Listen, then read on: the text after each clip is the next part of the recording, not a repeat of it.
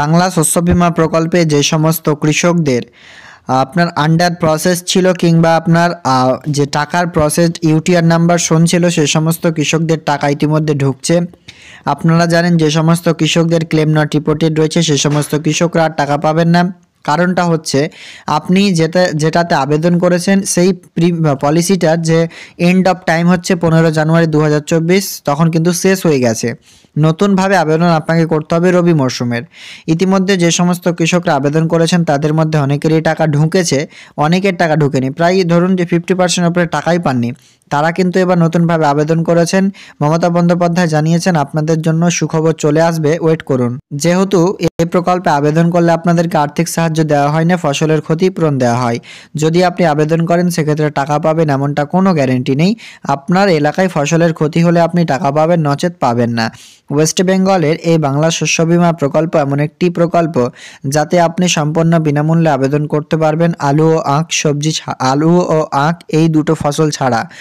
তো যে সমস্ত আপনার ফসলে আবেদন করবেন না কেন এই বিমা করতে আপনাকে ফ্রিতে দেবে, কিন্তু আলু ও আখ এই দুটো ফসলে আপনাকে প্রিমিয়াম পে করতে হবে।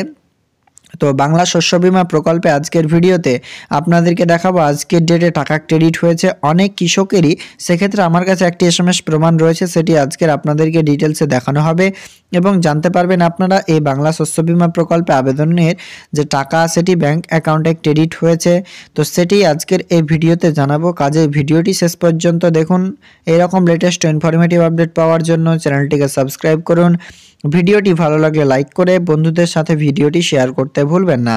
বাংলা শস্য বীমা ইতিমধ্যে অনেকেই কমেন্ট করছেন, প্রচুর কমেন্ট আসছে, আর আপনারা হোয়াটসঅ্যাপেও যোগাযোগ করছেন অনেকেই যে ক্লেম নট রিপোর্টেড রয়েছে, if will any get updated.